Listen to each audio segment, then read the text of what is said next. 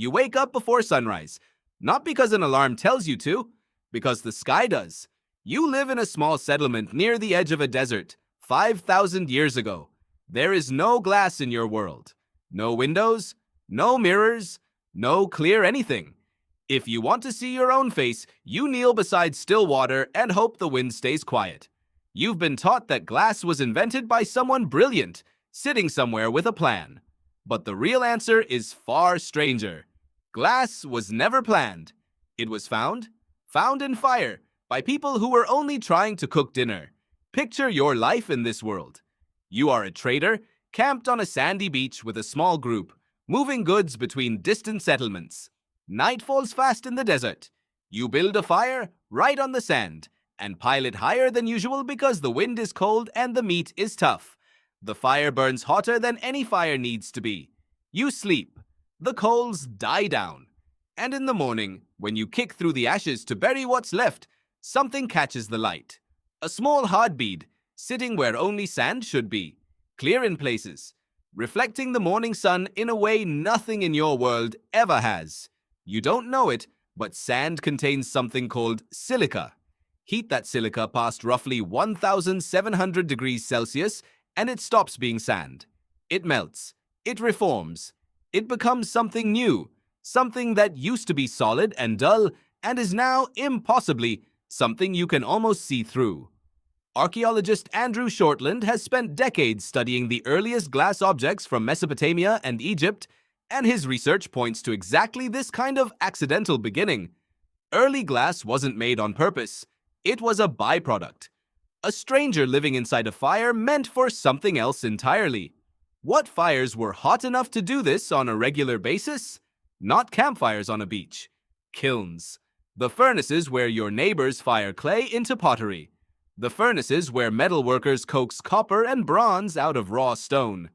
In your world, these furnaces run for hours, sometimes days, and sometimes sand sitting near the base of a kiln gets caught in that heat long enough to change.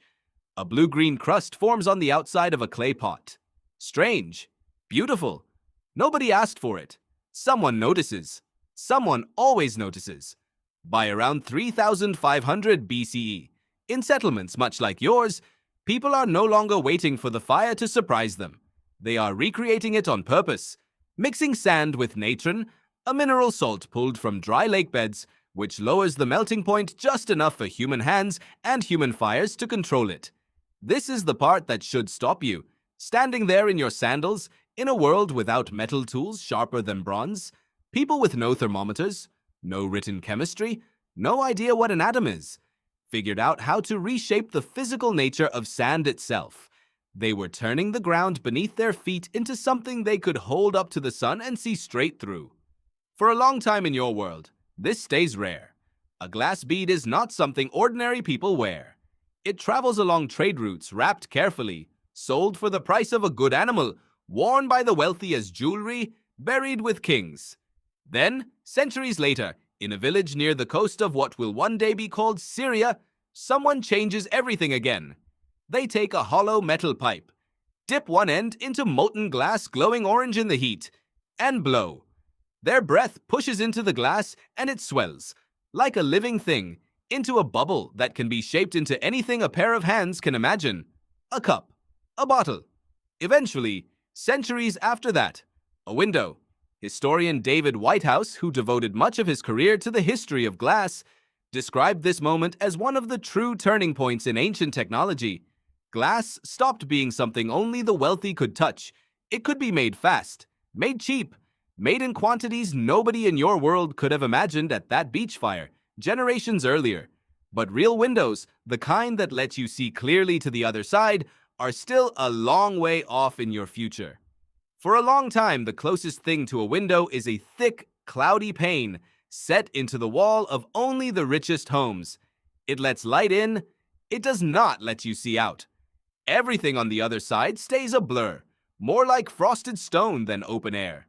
Clear, flat glass, the kind you would recognize instantly if you saw it, will not arrive for well over 1,000 more years, shaped slowly by generations of glassmakers refining the same accident over and over until it stops looking like an accident at all. Here is the twist that changes everything. Somewhere far in your future, someone will live surrounded by this material without ever thinking about it once. They will look through it every single day. Windows, screens, glasses resting on their own face.